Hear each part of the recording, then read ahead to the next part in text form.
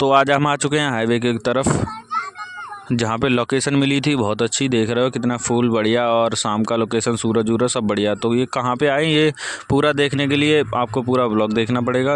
तो चलिए शुरू करते हैं। तो सभी को जय श्री राम, जय माता दी। कैसे हैं आप सभी लोग? चल रहे हैं नवरात्रि के दिन। बात तो सही है। और मैं सो के उठ गया हूँ। चलो भाई देखो अब मैं क्या करता हूँ।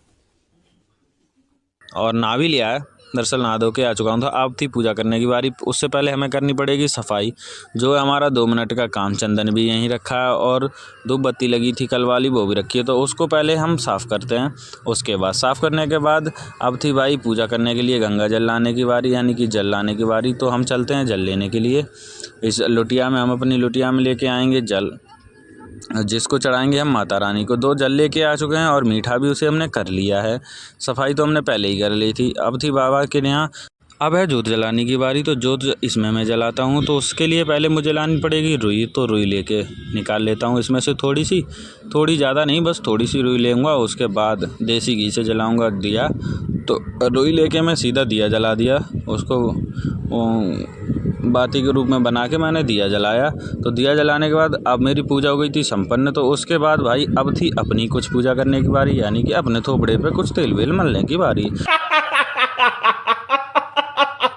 तो अब हम लगाएंगे अपने में तेल, और उसके बाद थोड़ी सी एक प्रक्रिया सोने की भी मार देंगे। तो तेल वेल लगा के मैं आराम से लेट गया हूँ। लेटने के बाद अब है सोने की बारी। तो बढ़िया आराम से मैं तो सो गया हूँ।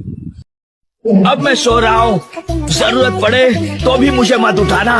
Good night. पूजा करने के बाद तो अपना कुछ ऐसा ही उल्टा सिस्टम चलता है। उठने के बाद देखा तो धूप थी बहुत ज़्यादा, इतनी ज़्यादा कि मेरी हालत ख़राब हो गई थी। तो आपको मैं बाहर से भी दिखा दे रहा हूँ कितनी धूप है। उसके बाद आने के बाद हमने खाया खाना में आज भी वही था, मतलब बहुत फेवरेट लगती है मुझे। उसके बाद हम शाम को आ गए घूमने के लिए हाईवे की तरफ, जहाँ पे फूल वूल लगे थे और बहुत ज़्यादा ही अच्छा लगता है। ये मैं ऊपर था ओवर ब्रिज की तरफ, यानी ऊपर बिल्कुल ओवर ब्रिज पे।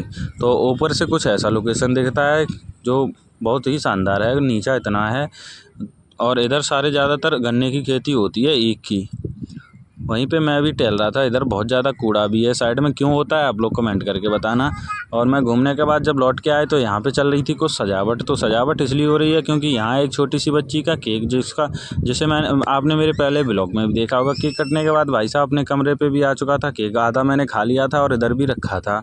तो हम 2-3 लोग बैठे थे, तो सबके लिए आएगा। अगर तुम लोग नए हो तो सब्सक्राइब करो, वो जो लाल वाला बटन है उसके साथ स्कैम करो या फिर महफिल जमाओ, मुझे नहीं पता, बस क्लिक हो जाना चाहिए। अब मैं भी जा रहा हूं, मुझे पार्क में स्टंट्स मारने जाना है।